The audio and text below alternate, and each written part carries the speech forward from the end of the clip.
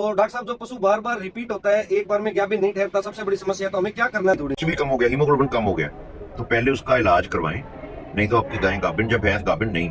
गुड़ देना जरूरी है, गुड़ देने से तारें जल्दी साफ हो जाती हैं। और जब तार पूरी लंबी हो जाए हमें उससे भी 6, 7, 8 घंटे बाद टीका डालना है। डॉक्टर जीवन कुमार गुप्ता जी, ये एक बहुत बड़े डेयरी एक्सपर्ट हैं और हजारों पशुपालक, हजारों बड़े बड़े डेयरी फार्मर इनके मार्गदर्शन में अपना काम कर रहे हैं और लाखों का फायदा भी उठा रहे हैं। डॉक्टर साहब, जैसे एआई का क्या कौन से ऐसे तरीके अपनाएं जिससे क्या ध्यान रखना चाहिए टीके रखते समय, और तार की कैसे पहचान करेंगे, कब टीका रखना है? कई बार पशुपालक टीका रखने से पहले दवाई रखवाते हैं, वो कहाँ तक सही है? मान लो मेट्राइटिस कब है, ठीक है, तो सर उसके बारे में बताइए।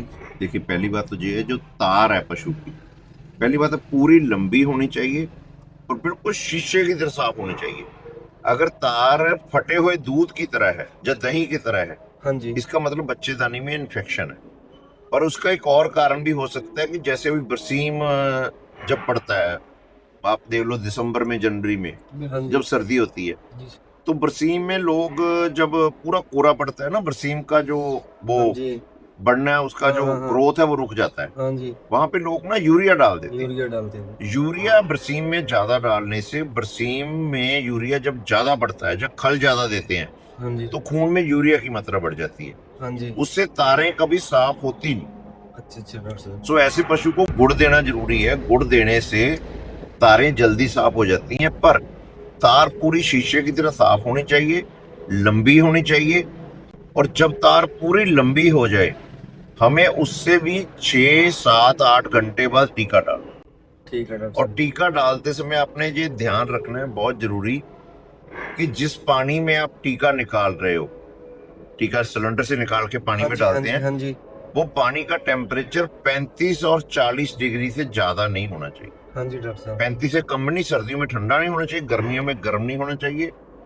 और जो एआई गन है, ये बहुत जरूरी बात मैं आपको बताता हूँ। एआई गन सबसे खतरनाक चीज है एक गाय भैंस से दूसरे गाय भैंस में बीमारी ले जाने के लिए, इन्फेक्शन वाली।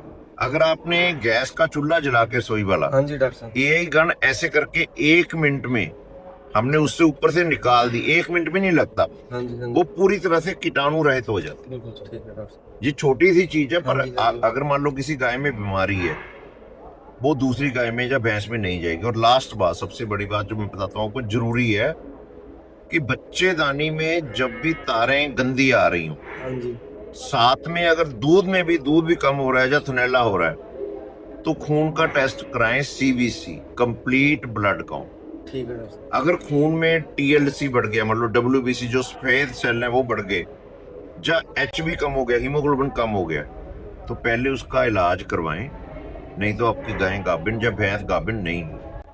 और भैंसों में आपने ये याद रखना है कि भैंसों में हीट साइकिल, जो हीट का टाइम है, वो हार्डली 12 से 14 घंटे का होता है। हाँ जी, अगर आपने सुबह उसको देख लिया तो शाम ढलने से पहले पहले टीका लगवा देना। ठीक है जी। और जो विदेशी गाय हैं डॉक्टर साहब, उनमें कितने घंटे बाद टीका रखना है? देखो, विदेशी गाय में भी ना हीट थोड़ी लंबी रहती है, पर आप ये ध्यान रखना है कि एक दिन में एक ही बार टीका रखना है। जब तारें पूरी लंबी हो जाए उससे 7, 8, 10 घंटे से पहले टीका नहीं रखना। हाँ जी, और पूरे दिन में एक बार टीका रखना है, 2 बार नहीं रखना, एक टाइम पे एक ही टीका रखना है। और सबसे जरूरी बात जो है, दूसरा टीका आपने रिपीट करना है वो 24 घंटे बाद ही करना है, क्योंकि पहले टीके का असर है वो 24 घंटे तक रहता है। ठीक है डॉक्टर। और सबसे बड़ी बात क्या है कि अगर गाय की तार और दूध की मात्रा में दोनों में प्रॉब्लम आ रही है, हाँ जी, तो सीबीसी टेस्ट करवाए बिना इलाज नहीं करवाना।